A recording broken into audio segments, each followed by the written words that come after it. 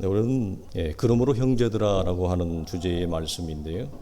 우리가 지지난주였죠. 히브리 교회의 목회자는 지금 이 히브리 교회 성도들에게 세 가지를 권하고 있다고 하는 사실을 우리가 좀 기억을 하기를 원합니다. 지지난주 나누었던 게 하나님께 나아가자 이거였습니다. 이것은 개인적인 걸음, 개인적인 헌신을 말합니다. 오늘 우리가 보면 둘째에 해당하는 것은 믿는 도리의 내용을 굳게 잡으라라고 하는 말씀. 이것은 일관성을 가지라라고 하는 말씀이고요. 마지막 세 번째는 뭐냐면 우리가 이 내용은 오늘 나가지 않겠습니다만 서로 돌아보아 사랑으로 격려하라라고 하는 것. 이것은 공동체 전체에게 주어지는 영적인 어떤 움직임, 의무를 말합니다. 오늘 우리가 두 번째를 나누게 있는데 먼저 믿는 도리를 굳게 잡으라 그랬는데 여기서 믿는 도리라고 하는 것은 어떤 걸 의미할까? 이 호몰로기아라고 하는 단어를 쓰는데요. 이것은 사도신경 같은 교회가 갖는 공식적인 고백에 속한 내용을 말합니다. 그러니까 아주 쉬운 말로 하면 우리가 믿는 바 믿음의 내용에 해당되는 거죠. 그러니까 성도는 그 환경적인 어려움이나 아니면 다른 지체와의 불화, 다툼 때문에 믿음의 여정 가운데서 흔들릴 수가 있습니다. 그러나 이와 다르게 가장 큰 위기가 있는데 그건 뭐냐면 우리가 믿는 바 믿음의 내용이 흔들리는 것입니다. 그러니까 이것보다 사실은 성도에게 심각한 것은 없죠. 다른 것들은 대체로 다 일시적입니다. 시간이 지나가면 대체로 해결되어지는 것이 많은데 사람은 누구나 흔들릴 수 있죠. 그러나 가장 위험한 영적인 것은 뭐냐면 내가 믿는 바 믿음의 토대가 흔들린다고 하는 것은 또 다른 차원의 그 위험성을 우리에게 경고해 주는 것입니다. 그래서 히브리 교회 목회자는 뭐라고 얘기하냐면 흔들리지 말고 굳게 붙잡아야 된다라고 하는 말을 씁니다. 그러면 무엇을 붙잡으란 말인가 라고 하면 첫 번째 이거죠.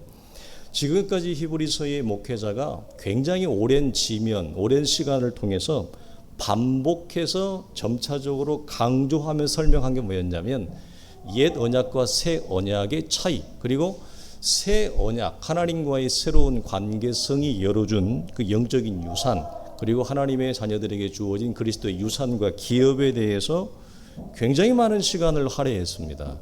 그래서 여기서 무엇을 붙잡으려고 할 때 그 첫 번째 내용은 뭐가 되냐면 하나님과 복된 관계에 속한 그리스도 안에서 새롭게 열어진 진리의 내용, 그게 바로 믿는 바 도리에 해당하는 내용이죠. 그러니까 이렇게 권하는 배경에는 무엇을 지금 전제하고 있냐면 히브리 교회 성도들이 지금 영적으로 흔들리고 있다, 이것을 전제하는 거예요. 그 이유는 뭐예요?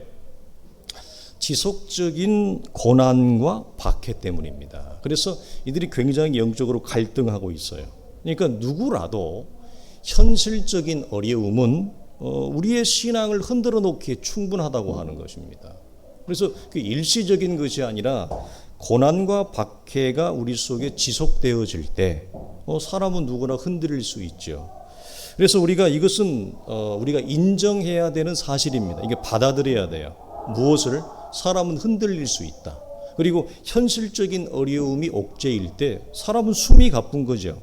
우리는 이것을 여러분 굳이 이것을 믿음이 좋은 척 위장해서 나는 힘들지 않아, 나는 괜찮아, 이런 척을 할 필요는 없습니다. 왜냐하면 성경이 이것을 우리 속에 정확하게 액면 그대로 보이고 있는 사실이기 때문에 사람은 누구나 이런 사실을 인정하고 받아들여야 돼요. 그런데 성경이 이와 동시에 무엇을 우리에게 또 제공하냐면 이 또한 동시에 극복할 수 있다라고 하는 사실도 우리에게 소개를 해요. 두 가지를 다 소개를 해요. 그것은 뭐냐면 믿는 바 복음에 속한 내용이에요. 그러니까 현실적인 어려움 때문에 힘들 수 있으나 이 현실적인 어려움을 극복하는 것은 뭐냐? 우리가 지난주 마태복음에서 어찌하여 떡을 의논하냐라고 할 때 그 현실의 어려움, 떡의 문제를 극복할 수 있었던 것은 떡이 단순히 물질적인 차원이 아니라 하늘에 속한 신령한 하나님의 양식이었다라고 하는 사실이 열어질 때 이 땅의 물질적인 차원도 같은 영적인 연결점, 연쇄 반응이 있다. 그 굉장히 주목할 만한 사실이라 이게 나뉘지 않아요. 우리 신자들에게는 절대 나뉘지 않습니다.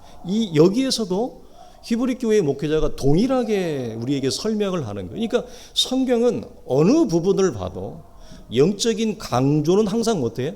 같아요.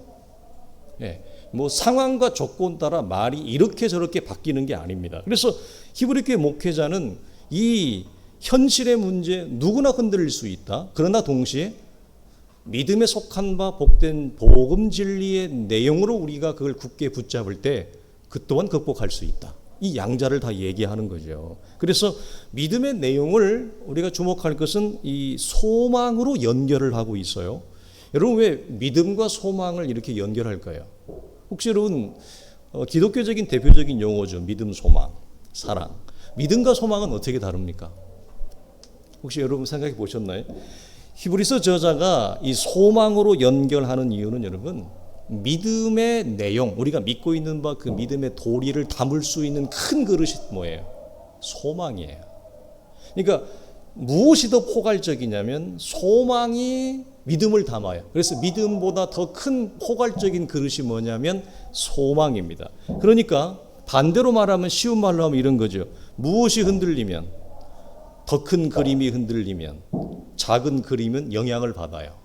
그러니까 소망이 흔들리면 믿음 또한 흔들린다는 얘기를 하는 겁니다. 그러면 왜 우리가 소망이 무너지면 믿음의 현실이 무너질까라고 하는 질문을 해봐야 되는데 그것은 소망의 이 방향성, 포커스가 철저히 미래에 속합니다. 소망은 철저히 미래적이에요.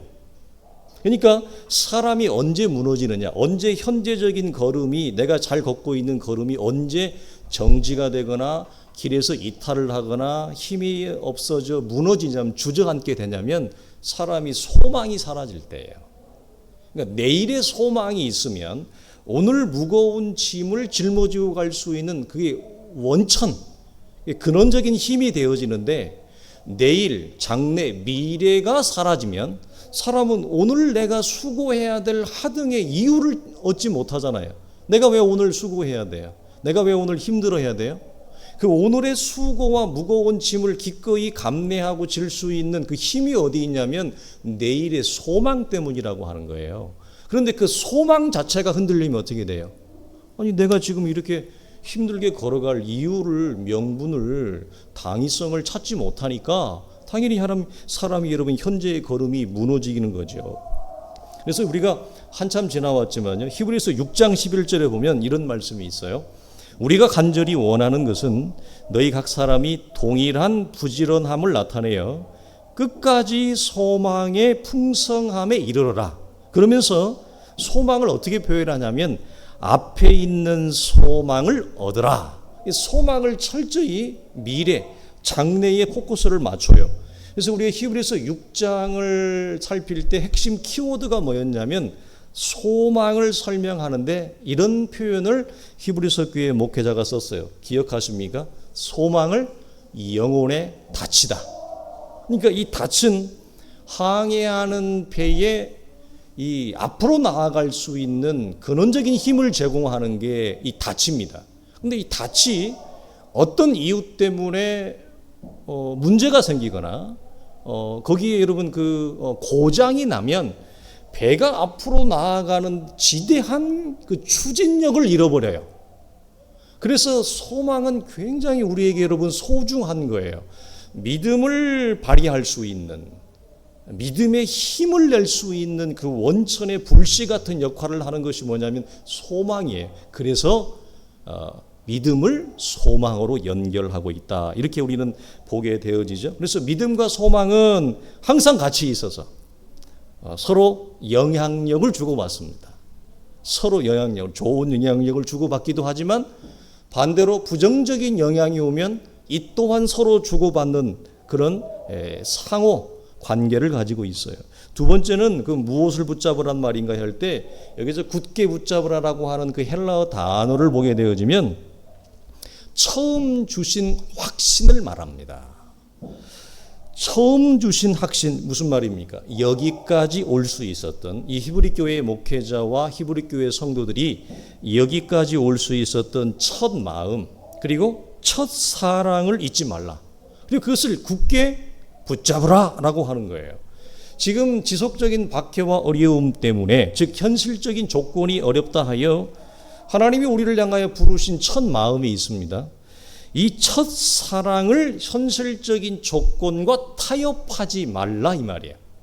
첫 주신 확신을 굳게 잡으라고 하는 말이 주신 조건과 부르심의 첫 확신, 그 마음을 서로 타협하지 말라.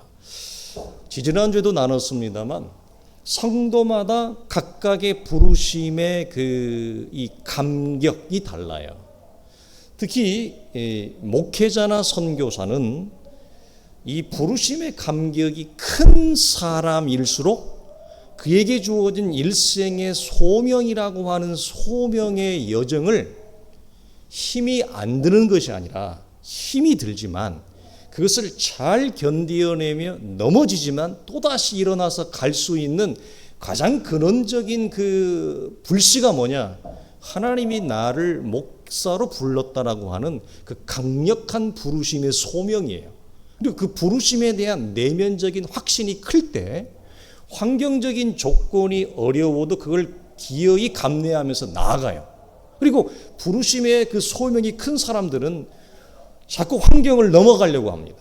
이게 무슨 말이냐면 편안하고 안락한 보통의 사람들이 추구하는 그 세상의 트렌드가 있듯이 기독교계에도 교회 안에도 트렌드가 있습니다. 그게 엄연히 흘러요. 그걸 따라가지 않아요. 그걸 타면 쉬워요. 왜? 대중이 많은 사람이 움직이는 길이니까 자기도 그걸 타면 편하죠. 그러나 그것을 그렇게 탐탁하게 여기지 않아요. 그리고 하나님이 내게 주신 그 독특한 부르심과 소명의 길이 무엇인지를 찾아가요. 굉장히 달라요. 그러니까 한평생 편하게 살고 어려움 없이 살고 그냥 뭐 이렇게 사는 것을 그렇게 마음에 담지 않아요. 들어오지를 않아요. 왜? 무엇이 강하면 목사로서 선교사로서 저 크게 얘기하면 목사 선교사는 성도가 아닙니까? 무엇이 먼저 돼요? 목사 되기 이전에 성도가 먼저 되죠. 성도로 먼저 부름을 받죠. 그래서 이걸 우리가 다르게 풀면 뭐예요? 하나님이 나를 부르신, 하나님의 자녀로 부르신 구원의 감격이 크면 이거예요. 이 원천이에요. 근데 이게 저마다 달라요. 왜냐하면 사람이 살아온 인생의 걸음과 배경이 다 달라요. 그리고 그 배경과 걸음 속에 주님을 만나는 접점의 시간이 다 달라요. 그리고 그때 상황이 다 달라요. 그래서 내가 새롭게 창조되어지고 빚어지는 그 영적인 우주적인 새로운 창조의 시선과 그 창조가 저마다 다른 거예요. 저마다 달라요. 그러면 그것이 평생의 운명을 좌우하느냐? 그렇지는 않아요. 무엇이 우리 속에 남아있어요? 하나님이 나를 그렇게 새로운 창조의 피조물로 부르신 하나님의 영원한 구원의 허락 속에 하나님을 알아가는 감격이 또 우리 속에 남아있어요. 그 감격이 큰 자들은, 하나님을 알아가는 기쁨이 큰 자들은, 소명이 작았다는 사람들, 예수를 알게 되어지는 감격이 작은 사람들이 이게 어떻게 될까요? 커져요. 그때는 뭐가 뭔지 모르고 그냥 지나왔는데 하나님의 은혜의 경륜을 알고 보니, 하나님의 일하심을 알고 보니, 그리스도를 알고 보니 나의 부름받은 첫 그 창조의 접점과 시점이 확대되는 역사가 있는 거죠. 네. 이런 놀라운 영적인 여러분 그 일어남이 우리 속에 시간표 속에 있는 겁니다. 그래서 첫사랑을 조건이 어렵다 하여 거기에 타협하지 말라. 히브리서 3장 14절은 우리가 시작할 때 확신한 것을 견고히 잡고 있으면 그리스도와 함께 참여한 자가 되리라. 또 하나 우리의 소망의 확신과 자랑을 끝까지 굳게 잡고 있으면 우리가 그리스도의 집이라. 이 표현들의 공통적인 표현을 보면 하나님의 은혜라고 하여 내가 하나님의 은혜를 소망하고 복음 진리의 말씀을 추구하고 그 말씀을 알고자 하는 영적인 갈망, 그 영적인 추구함이 굳게 잡으라고 하는 표현으로 나오죠. 예, 이게 함께 움직이는 것입니다. 하나님의 일하심 속에는 여기서 중요한 표현 두 가지가 나오는데, 그리스도와 함께 참여한 자가 된다. 그리고 우리는 그리스도의 집이라고 하는 아주 중요한 신앙적인 표현이 나와요. 이것은 우리를 향한 하나님의 그 소중한 예정이 담긴 말씀인데, 여러분 우리가 그리스도의 집이라 이 표현들 여러분 잘 암송했으면 좋겠어요. 하나님 나라의 완성을 위하여 하나님은 지금도 우리를 여러분 그 나라의 참여자로 부르고 있다라고 하는 사실. 이렇게 우리는 기독교를 균형을 잃어버리면 이런 거죠. 아니 하나님이 통반장 다 하시지 뭘 이렇게 나를 자꾸 이렇게 힘들게 자꾸 이렇게 부르시나, 나를 보고 자꾸 이렇게 뭐 움직이라고 하시나. 하나님 알아서 다 하시지 뭐 나 실력도 없고 질그릇 같은 나를 뭐 이렇게 하나님이 부르시고 참여하게 하시나. 바울이 고린도교에서 얘기한 걸 너희의 부르심을 보라. 너희 중에 문벌 좋은 자가 있느냐, 너희 중에 배운 자가 있느냐, 배경이 좋은 자가 있느냐. 그 말을 여러분 한다고. 하나님 뭐 나 같은 거 불러서 하나님 뭐 하시려고 하십니까? 하나님 알아서 다 하시지요. 그런데 성경은 여러분 전혀 그렇지 않아요. 우리를 참여하게 해요. 그래서 기독교 신앙은 굉장히 이런 면에서 능동적이고 적극적이에요. 물론 평생 능동적일 수는 없어요. 그건 뭐냐면 실제적인 차원에서 인간이 연약하기 때문에 인간은 한눈을 팔게 돼 있어요. 그리고 어려우면 멈추게 돼 있어요. 이런 수동적인 때 정지의 상태를 제외하고는 우리의 신앙적인 걸음은 우리를 향한 하나님의 나라의 완성, 그리스도의 집을 완성하기 위해서 근본적으로 뭐냐면 항상 진행해요. 그래서 이걸 요한복음에서는 뭐라고 말씀해요? 나는 항상 일한다 이렇게 표현합니다. 우리를 향한 하나님 나라의 완성을 위하여 하나님은 항상 일하세요. 그러니까 심지어 어느 때에도, 내가 잘 때에도, 내가 힘들어서 넘어져 있을 때도, 내가 힘들어서 아무것도 할 무기력한 상태에 있을 때라도 하나님은 계속 일해요. 이 차원에서. 그래서 사실은 우리의 신앙적 걸음은 이런 차원에서 본다면 항상 능동적이에요. 굉장히 적극적이죠. 네. 그래서 하나님이 알아서 다 하시지 왜 나를 참여하게 하시느냐? 첫째 이유, 우리는 그리스도의 집이기 때문에 그렇고, 우리의 집을, 당신의 구원받은 집을 하나님은 내어버려 두는 것이 아니라 채워가요. 그게 구원의 완성이에요. 빈 집으로 남겨두지 않아요. 우리를 불러놓고 빈집으로 남겨두지 않는다. 이게 무슨 말이냐면 하나님이 나를 새롭게 살려놓고 창조해놓고 내어버려 두는 것이 아니라 창조를 완성하고 마감하기 위하여 나라고 하는 하나님의 처소인 집을 하나님 뭐 한다고요? 채워가죠. 이 원리가 뭐냐? 하나님이 세상을 온 우주 만물을 창조해 놓고 에이 내버려 둬, 이게 아니에요. 창조의 법칙 속에 그냥 내어버려 두는 것이 아니라 하나님은 우주 만물을 창조하시고 그 속에 이 물리적인 법칙을 하나님이 만들어 놓았죠. 그러나 그것만으로 세상을 내어버려 두는 것이 아니라 하나님은 지금도 그 온 우주 만물을 다스리고 통치해요. 이 원리. 우리가 쉬운 말로 하면 어떤 사람이 갑자기 집을 하나 지었어요. 뭐 땅을 사서 집을 샀어요. 그럼 그 집 지어놓고 그냥 내버려 둬요? 모든 사람은 집을 지으면, 뭐 어떤 집을 이사를 가면 뭐 하죠? 전부 집을 꾸밉니다. 빈 집으로 놔두는 사람은 없습니다. 뭐 한 달에 한 번, 뭐 1년에 한두 번 가는 별장도 다 가구 채우고 집을 채워요. 이 사람의 속성이란 말이에요. 하나님도 마찬가지예요. 우리를 창조하시고 그리스도의 집으로 우리를 하나님이 세우신 다음에 내어버려 두는 것이 아니라 그걸 곳곳에 하나님은 데코레이션을 하고 인테리어를 하고 하나님의 아름다운 처소로 우리를 만들어 간다라고 하는 거예요. 여기서 중요한 우리가 방향성을 발견하게 되는데요. 우리는 보통 이렇게 생각을 합니다.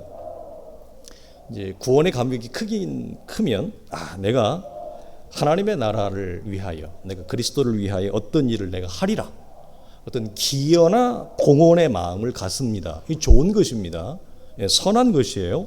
좋은 마음이지만 우리가 하나 고민을 해야 될 건 뭐냐면 하나님의 일하심의 차원에서의 방향성을 혼돈하면 안 돼요. 사실은 하나님은 내 자신을 먼저 세워요. 내 자신을. 왜? 내가 그리스도의 집이고 집으로 부름을 받았기 때문에. 그래서 이것이 에베소서 1장에 보면 창세전에 그리스도 안에 속한 모든 신령한 복을 담을 수 있는 하나님의 처소요 그리스도의 집으로 부름받은 자의 운명이고 우리의 자리입니다. 그래서 하나님은 나라고 하는 인생을 내어버려 두지 않아요. 그래서 왜 신앙생활은 우리가 가장 중요한 것이 하나님과의 관계라고 하느냐? 여러분 내어버려 두나요? 관계라고 하는 이 두 인격의 릴레이션, 이 두 인격의 여러분 교제는 여러분 내어버려 둘 수가 없어요. 항상 이 관계성은 여러분 살아 있어요. 깊은 사랑과 깊은 애정과 깊은 공감과 깊은 보살핌이 있죠. 예, 남모르는. 그래서 관계가 좋을수록 그 표정을 통해서 그 사람이 원하는 걸 알잖아요. 아기가 울으면 왜 울어요? 엄마들은 금방 캐치하죠. 남편은 제가 왜 울어? 멀뚱멀뚱하지만 엄마들은 아기가 울면 금방 알아요. 왜 금방 알아요? 물론 자기가 키우니까? 아니요. 키운다고 다 하는 것이 아니라 깊은 사랑과 애정이 그 인격의 그 관계 속에 녹아나면 엄마들은 캐치를 해요. 말을 하는데 주어 수어도 뭐 맞지도 않아. 그냥 말이 왔다 갔다 앞뒤가 다 바뀌어요. 거꾸로 바뀌어요. 그런데 엄마는 다 알아들어. 왜 그래요? 관계가 깊으니까 그렇죠. 동일한 것입니다. 그래서 하나님은 그리스도 안에 속한 모든 신령한 복을 담아낼 수 있는 당신의 집으로 우리를 채워간다고요. 이게 굉장히 여러분 중요한 겁니다. 에베소서 2장은 이렇게 얘기하죠.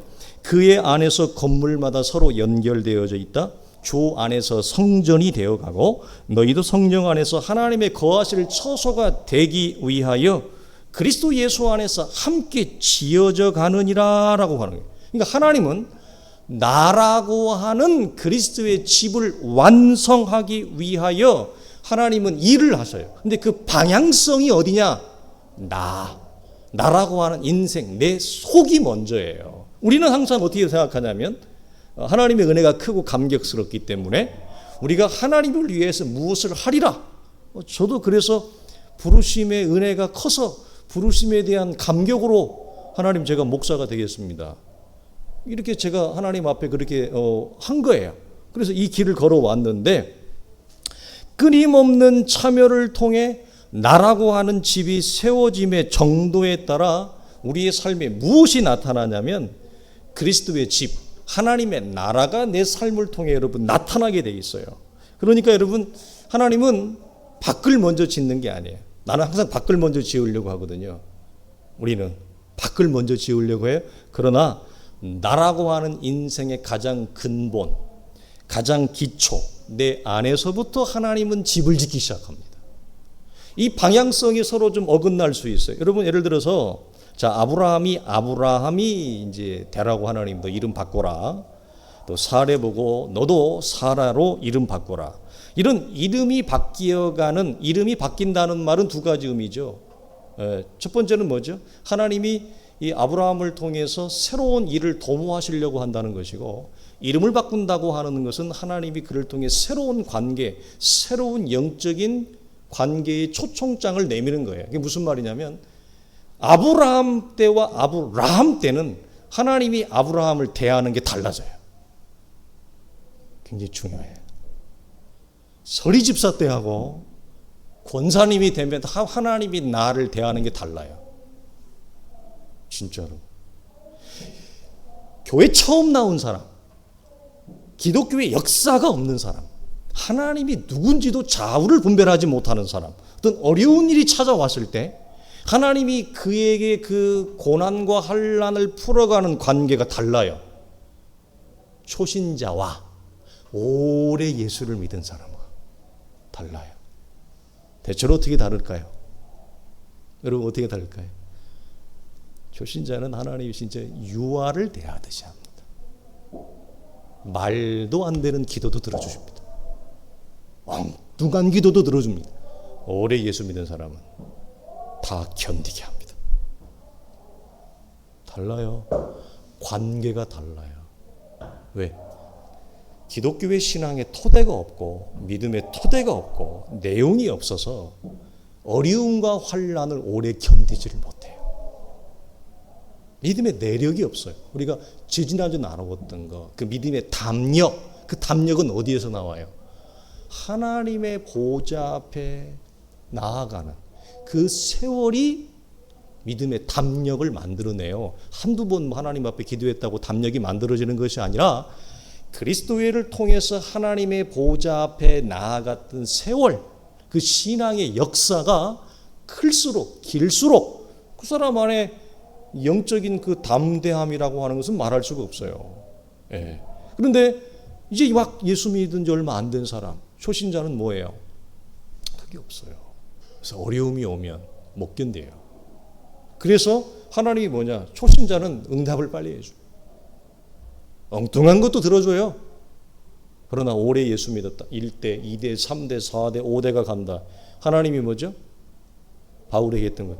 내 은혜가 네게 족하다. 고난을 다 감내하고 감수하고 견디어내라. 그리고 기어이 견고한 반석 위에 서라. 이렇게 얘기해요. 그러면 이름을 바꾼다는 것은 그런 여러분 좋은 뜻이 있는 것입니다. 그런데 이 아브라함이 되어지고 사레가 사라가 되어지는 과정의 초점이 여러분 바뀝니까 아닙니까? 하나님 뭘 먼저 집을 지어요? 아브라함 먼저 지어요. 무슨 말이에요? 아브라함의 인격, 아브라함의 사람됨, 존재됨, 아브라함의 믿음을 먼저 그의 속, 그의 기초, 그의 근원부터 안에서부터 그를 새롭게 창조하지. 뭐 아브라함을 통해 그냥 부르심자마자 하나님이 막 아브라함을 통해 막 모세와 같은 출애굽의 역사를 일으키는 외부적인 위대한 영웅적이고 뭐 대단히 역사적인 어떤 이벤트를 하나님이 일으키는 게 아니에요. 전부 무엇을 가르치냐면 하나님이 누군지, 당신이 누구인지에 대하여, 믿음이 무엇인지에 대하여 아브라함의 속, 사레의 속을 새롭게 창조해 나가는 거, 이것이 먼저입니다. 그래서 그리스도의 집으로 아브라함과 사라가 그 면모를 점점 갖추게 되자 그들의 삶을 통해서 무엇이 드러납니까? 드디어 하나님의 나라, 하나님의 구원의 경륜, 그 시대 속에 아브라함을 통해서 하나님의 집이 나타나기 시작해요. 굉장히 여러분 우리가 주목할 만한 사실이고, 아브라함과 사라의 삶 속에 시작된 이 그리스도의 집이 면모를 갖추고 때가 찾아 드디어 이스라엘이라는 하나님의 사람들이 그들의 삶을 통해서 일어나요. 밖이 먼저예요? 안이 먼저예요? 안이 먼저예요. 안이 먼저입니다. 그러니까 그들 속을 새롭게 하는 거예요. 한 사람을 불러서 그리스도의 집으로 지어가는 과정을 통해서 결국은 하나님은 무엇까지 도모하느냐? 우주적인 구원의 경륜까지 다 도모해요. 이게 하나님의 모략이에요. 그래서 아브라함도 살리고 아브라함의 살아난 생명을 통해서 하나님이 나라를 도모하는 구원의 경륜, 이게 다. 그래서 한 사람이 바로 서면 그를 통해, 나를 통해 뭐죠? 하나님의 구원의 경륜, 나를 통해 이스라엘이라고 하는 하나님의 나라, 하나님의 사람들이 뭐죠? 그들 속에 일어나는 거예요. 네. 그래서 한 사람을 통해 또 한 사람을 하나님이 살려가요. 이게 계속, 이게 하나님의 나라의 확장성이에요. 근데 그러려면 무엇부터 시작해야 된다고요? 저 멀리가 아니라 내 안, 이 방향성이 하나님이 나부터 새롭게 창조하신다라고 하는 거. 그래서 왜 참여가 거룩이냐라고 할 때 바로 이 차원 때문이라 우리는 말씀을 드릴 수 있는 거죠. 그러나 어떤 사람은 이 하나님의 참여라고 하는 말씀, 하나님의 초청을 거절하기도 합니다. 마태복음 8장에 보면 주님이 너는 나를 따르라 라고 주님이 제자들 중에 12제자 말고 또 다른 제자, 주님들을 따랐던 그 무리 중에 이렇게 얘기를 하죠. 너는 나를 따르라 하니까 그들이 이렇게 얘기합니다. 결혼식 때문에 안 되겠어요. 뭐 장례식 때문에 안 되겠어요. 이거 다 마치고 갈게요. 그런 분들 특징이죠. 우리가 전도를 해보면 아직까지 교회 못 나오시죠. 아직까지 이제 장례식이 너무 길어요. 결혼식이 너무 길어요. 그래서 못 나오셔요. 그 중에 저희 누님도 있습니다. 지금 몇십 년이 됐는데 아직도 못 나오고 있어요. 그게 말하면 위험을 감수하기보다는 예수 그리스도를 따르는 삶보다는 개인의 안정된 삶을 추구하고 원하기 때문에 그래요. 사람이 힘이 들고 지칠 때는 여러분 한숨 돌려야 합니다. 그럼에도 불구하고 성도의 마음가짐은 항상 여러분 어떻게 해야 되느냐? 지속적인 참여를 추구해야 돼요. 여기서 여러분 하나님의 집이라고 하는 이 하나님의 구원의 완성을 향해서 내가 해야 되는 방향성의 가장 진정성은 뭐냐면 사람이 힘들면 한숨 돌려야 됩니다. 여행도 다녀오시고 뭐 기도원도 가시고 너무 힘들면 교회도 한 달 쉬세요. 그것도 괜찮아요. 너무 힘들다. 뭐 한 달 쉬는 것도 괜찮아요. 그래서 가까운 교회를 가세요. 그것도 괜찮습니다, 여러분. 그거 나쁜 거 아닙니다. 또 다른 취미 생활을 하고 어디를 좀 다녀오시고 이러는 것도 여러분 상당히 중요한 거예요. 왜? 사람은 한숨 돌려야 될 때가 있단 말이에요. 그럼에도 불구하고 하나님과의 관계에서 우리가 항상 놓치지 말아야 될 건 뭐냐면 내가 그리스도의 집이라고 하는 존재로 부름을 받았고 그리스도의 집으로 완성을 향해 가기 위해서는 왜 그리스도와 함께 참여하라고 하느냐? 그 참여의 의중이 뭐냐면 끊임없이 지속적으로 우리의 마음가짐 하나님과의 관계에서 내 안에 이루어지는 하나님의 집에 대한 그 하나님의 열심에 대한 영적인 열망과 갈망이 지속적으로 끊임없이 해야 돼요.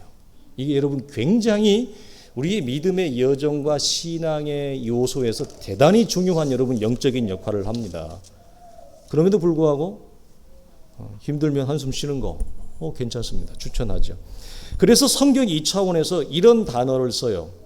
바울 서신을 보다 보면 히브리서도 마찬가지인데 어떤 표현이 나오냐면 부지런히 성실하게 해라.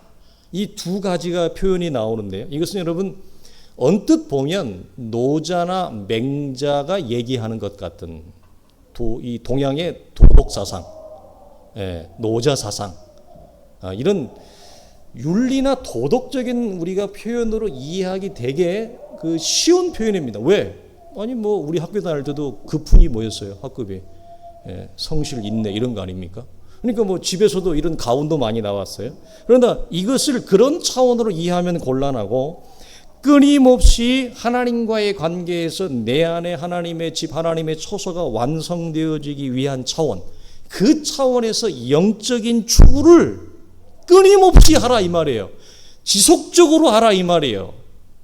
그 차원에서 부지런히, 그 차원에서 성실히 이 말이에요. 윤리나 도덕의 차원에서 하라는 얘기가 아니라 나를 향한 하나님의 일하심에 내 인생을 맡기는 그 열려있는 태도가 뭐죠? 항상 추구해라. 그 추구가 인간적인 언어로 표현하니까 뭐예요?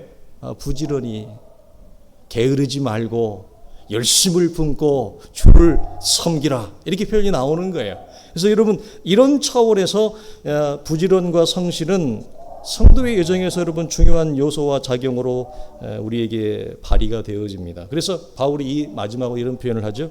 부르심을 쫓아 표대를 향하여 끊임없이 나는 나아간다. 왜 이 표현을 했어요? 사람은 넘어질 수는 있으나 넘어짐에도 불구하고 항상 하나님과의 관계 추구할 건 뭐예요? 오늘도 나는 내 인생에 하나님의 집에 내 인생을 맡긴다. 하나님의 일하심에 내 인생을 내어 맡긴다. 이 끊임없는 참여, 끊임없는 하나님에 대한 갈망, 추구, 이것이 뭐죠? 우리를 기어이 그 자리에 서게 하는 것입니다. 기도하겠습니다.